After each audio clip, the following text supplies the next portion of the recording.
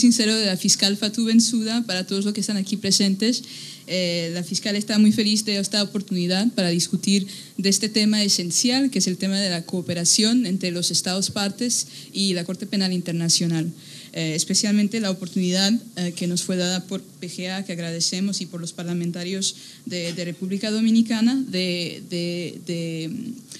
tener ese diálogo en la región del Caribe, que es una región clave para el desarrollo y el conocimiento del sistema de Roma. Voy a tratar hoy de darles un panorama bastante breve, pero de todos modos comprensivo, sobre el tema que nos convoca, la cooperación de los Estados con las actividades investigativas y judiciales de la Corte Penal Internacional.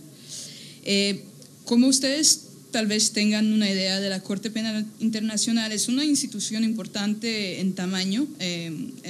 independiente, claro, con más de 800 funcionarios, con investigaciones en 9 situaciones, 22 casos que están en distintas etapas, 7 en juicio. Entonces puede parecer una máquina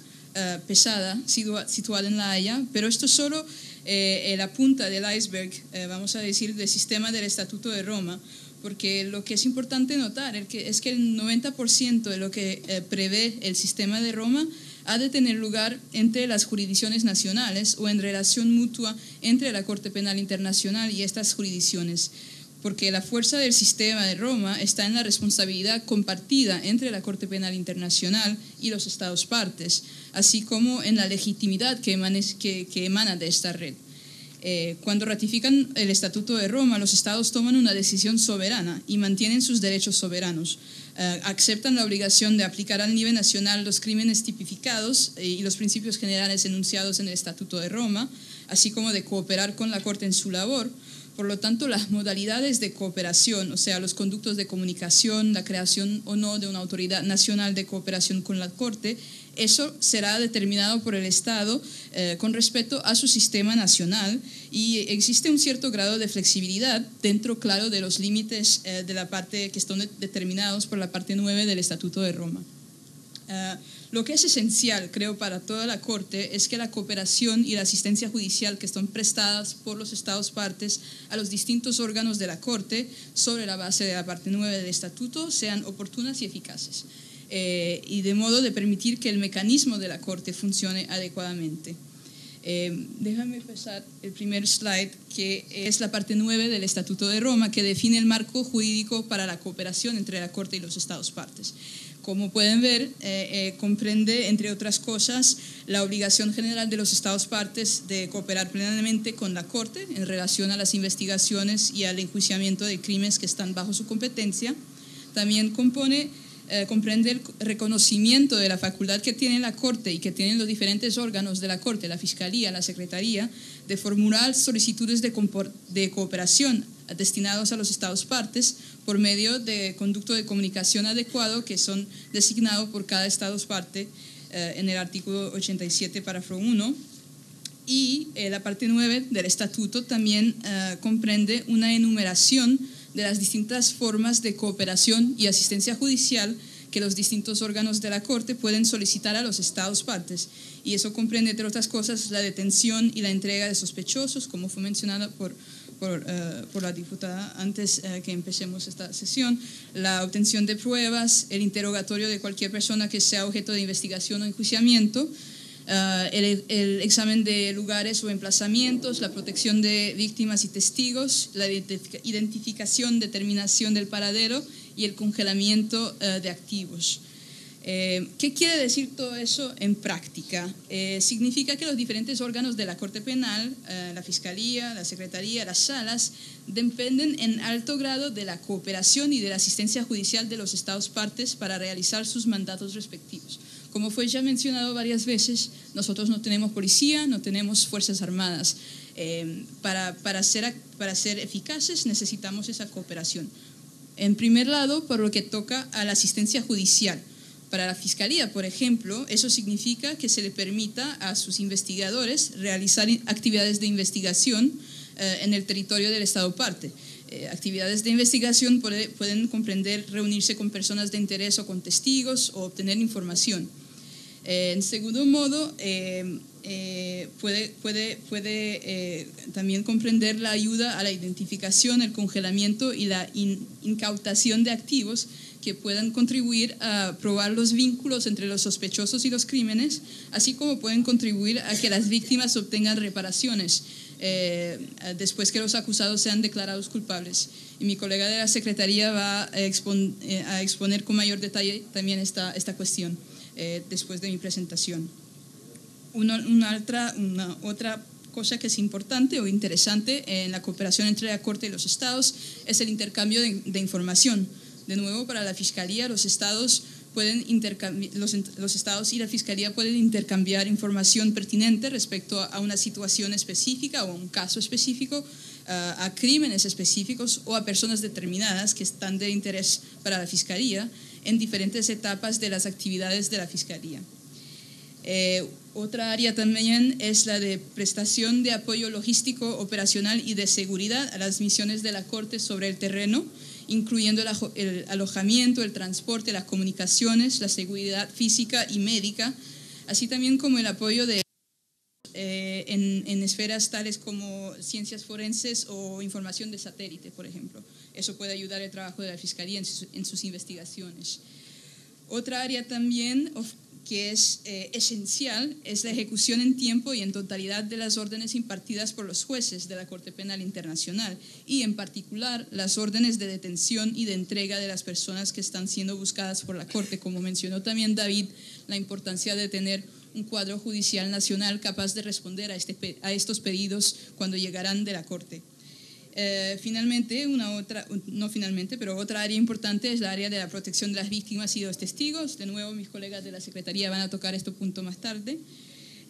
También tenemos la importancia de prestar un apoyo general al mandato y a la labor de la Corte, incluso incorporando las cuestiones relativas a la Corte en conversaciones bilaterales y multilaterales, así como en los procedimientos judiciales nacionales.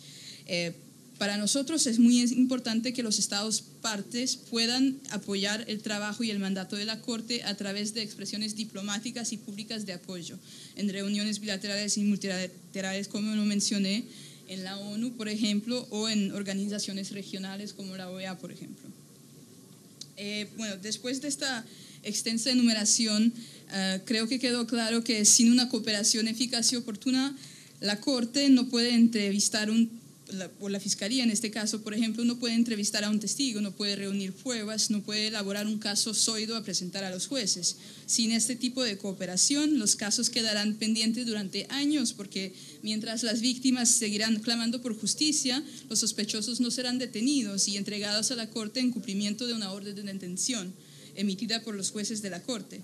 Sin una cooperación eficaz, los equipos de defensa, por ejemplo, no podrán prestar un apoyo adecuado a sus clientes y se verá afectada la igualdad de las armas, que es también una cosa muy importante para la legitimidad de la Corte Penal Internacional. De nuevo, sin cooperación eficaz, los testigos no podrán comparecer ante la Corte porque la Secretaría no podrá contar con la cooperación de los Estados para asegurar su protección. En pocas palabras, la cooperación de los Estados con la Corte Penal Internacional no es solo una teoría. Sin esa cooperación, la Corte Penal Internacional se quedaría un edificio vacío. Espero haber generado en ustedes la convicción de que el éxito de la Corte Penal Internacional es una empresa conjunta. La Corte, de un lado, impartiendo una justicia creíble, independiente y significativa en las salas de audiencias, y los Estados, del otro, actuando como brazo ejecutor del sistema del Estatuto de Roma. Es importante recordar que aunque la CPI no ha enviado en esta región a muchas solicitudes de asistencia y de cooperación en los últimos 10 años de actividades, todos tenemos conciencias que los crímenes previstos por el Estatuto de Roma, crímenes de guerra, crímenes de lesa humanidad, crimen de genocidio, no están limitados por fronteras nacionales. La investigación de crímenes cometidos en África, por ejemplo, puede hacer que viaje a la región un testigo que sea interesante para la Corte, o sospechosos, o que se encuentre en esta región información financiera que pueda ser de interés para la Fiscalía o para la Corte. Por consiguiente, es importante establecer una base sólida para una cooperación fluida y eficiente de manera proactiva, sin tener que esperar que llegue un problema o un caso específico para que tengamos esa discusión. Además, algunas de las solicitudes de cooperación, como la de detención y de entrega de sospechosos de la Corte, ya se envían a todos los estados partes. Muchos de sus países ya han recibido estas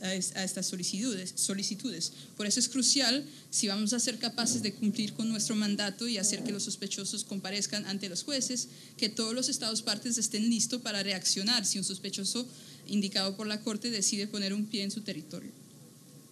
Bueno, sobre la base de nuestras experiencias desde más de 10 años y también la experiencia de los tribunales ad hoc,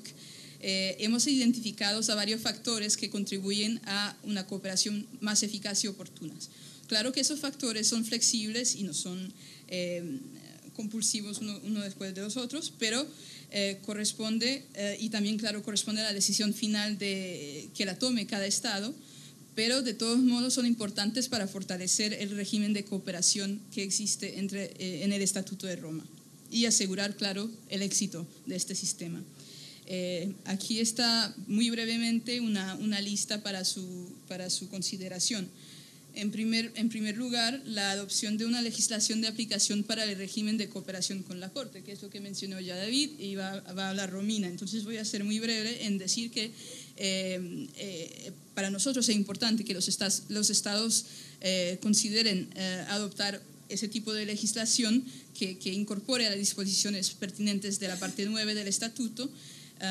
Y agradecemos a PGA por su labor en la región y por la elaboración de una ley de referencia, no una ley modelo, de aplicación en español, que por seguro va a ayudar mucho a esta iniciativa.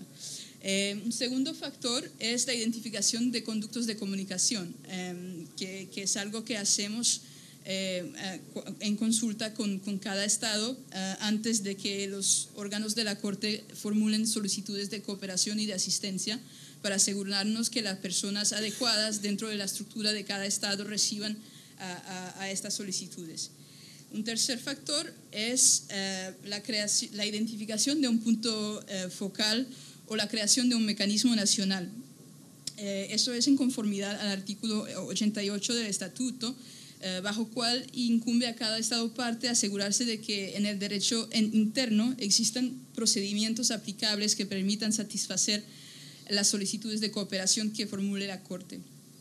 Si bien la elección de las modalidades de tales procedimientos es una decisión soberana de los propios estados, la identificación de puntos focales operacionales en cada estado, así como la existencia de procesos establecidos y simplificados para la coordinación nacional respecto al tratamiento de estas solicitudes, son de crucial importancia para la Corte. Y también en realidad esos mecanismos nacionales nos permiten interactuar con la persona o las personas que tienen el conocimiento y la experiencia requeridos con respecto a las solicitudes de cooperación judicial internacional, de modo a facilitar intercambios y a incorporar las cuestiones dentro de las consultas con las instituciones gubernamentales y entre unas y otras, asimismo permitiendo que la Corte obtenga respuestas rápidas y eficaces a sus solicitudes. Un cuarto factor es la posibilidad de entrar en acuerdos bilaterales de cooperación que permitan detallar la parte 9 del Estatuto de Roma entre la Corte y un Estado. Y también nos permite ponernos de acuerdo con modalidades simplificadas de cooperación. Por ejemplo, la Fiscalía tiene acuerdos de cooperación bilaterales con estados que nos permiten llevar a cabo actos de investigación que no requieren la intervención de las autoridades judiciales nacionales directamente en su territorio. Entonces es algo que nos permite hacer nuestro trabajo de manera más rápida y más eficaz. Un otro factor son los criterios para las solicitudes de asistencia que van a emitir la Corte. Después de más de 10 años de experiencia, también es importante que ustedes sepan que la Corte también está incorporando en su práctica los comentarios y las expectativas de los estados en la manera en la que prepara el contenido y la forma de sus solicitudes de cooperación.